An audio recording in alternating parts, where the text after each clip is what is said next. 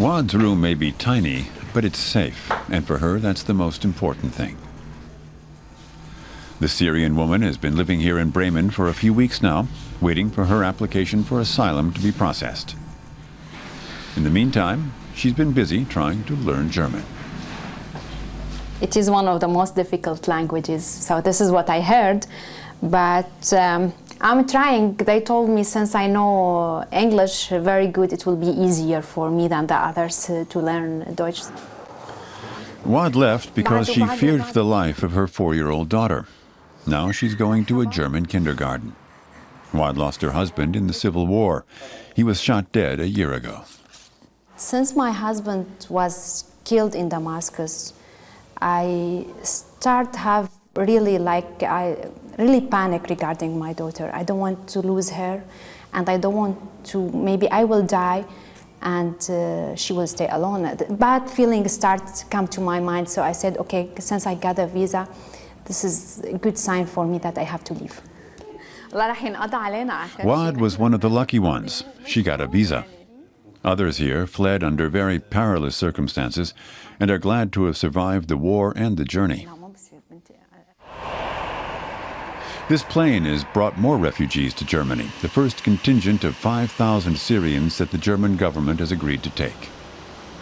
After the 3.5-hour flight from Beirut, the Syrians are greeted by politicians and the media.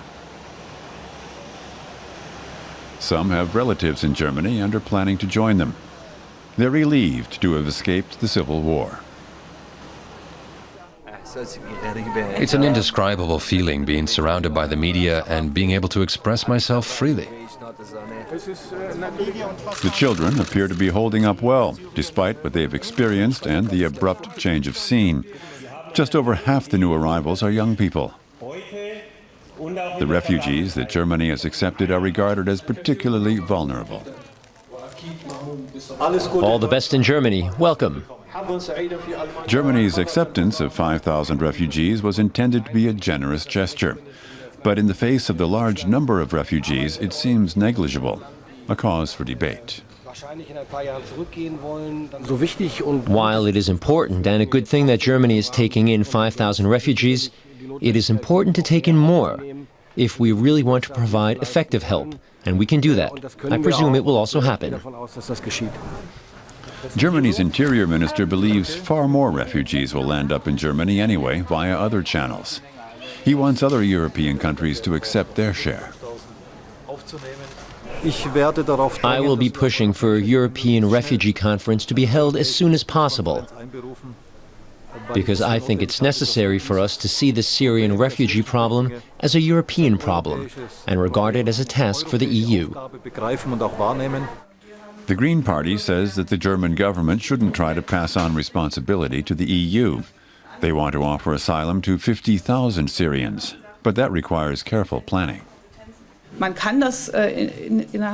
You can work together with Europe, but you can't retreat to a European position because Europe's position will always be strongly influenced by Germany's lead, by what Germany suggests and what Germany does. For Waed, what happens next in Syria is very important. He'd prefer to return to Syria. The young doctor feels disoriented in Germany. But he's making cautious plans to stay nonetheless. He's hoping that he can work here. I don't have any firm plans, but maybe I can work here. I'm still waiting. But I hope that things will improve in Syria at some point and I can return. Local residents have been helping make the Syrian refugees feel more at home. One woman has invited the women to visit a concert with her. She's hoping this will lead to more contact. I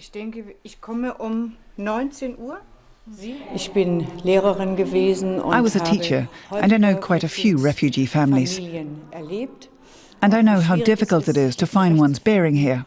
And I thought I could do something to help. The table football and tennis tables were also donated by the neighbors. It's making the waiting a little bit easier. Most of the people have little else to do except wait for their asylum application to be processed and for peace in Syria.